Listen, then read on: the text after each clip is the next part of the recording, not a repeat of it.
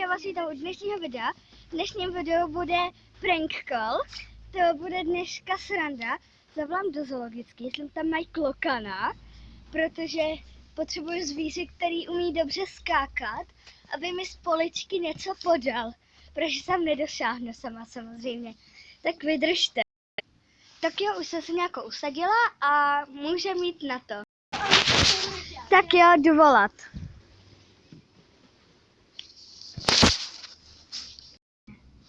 Tak, už to vytáčí, doufám. Jo, už to vytáčí. Já doufám, že to slyšíte. Haló, dobrý den. Jste ta z Jihlavy? Ne, my jsme v Liberci. Jo. Jste si psala? Jo, dobrý, v Liberci, tak to je ještě lepší. Nemáte tam náhodou na prodej ty klokany? My žádný klokany jako nemáte, na to potřebujete klokany. No, já potřebuji nějaký zvíře. Ani neprodali. No, já potřebuji nějaký zvíře, který umí dobře skákat, protože já nedošáhnu na jednu poličku. Víš, tak to si můžete přivolat prostě nějakýho,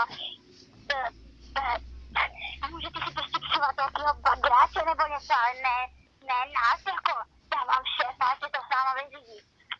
Tak fajn. Dobrý den, jste šéf zoologický nebo odkud ta paní říkala? Z Liberce? Jo. Jo, Se s vámi nechce bavit, tak naschle. nashledanou. Tak OK.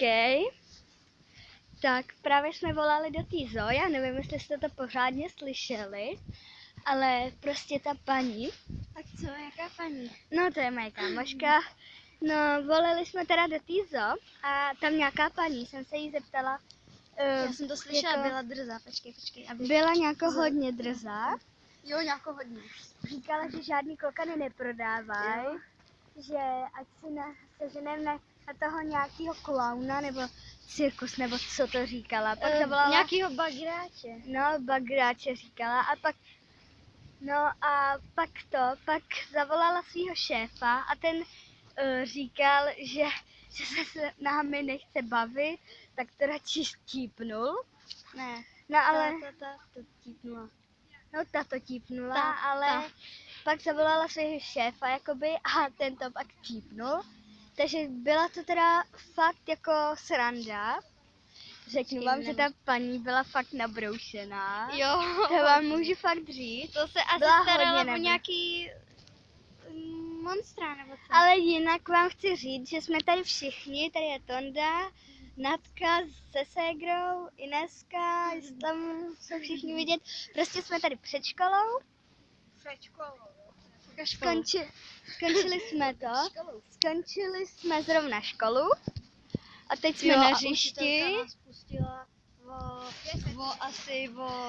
No prostě. O 5 hodin. Tak se budu těšit na další pranky. Nevím, jestli prankoly, ale prostě budou hodně pranků. To se můžete těšit. Prozradím vám, teďka půjdu pryč, aby to holky neslyšely.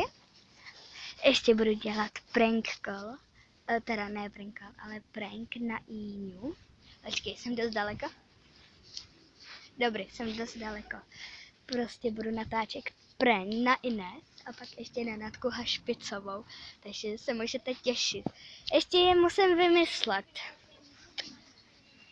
No, tak já se budu těšit u dalšího videa, tak ahoj!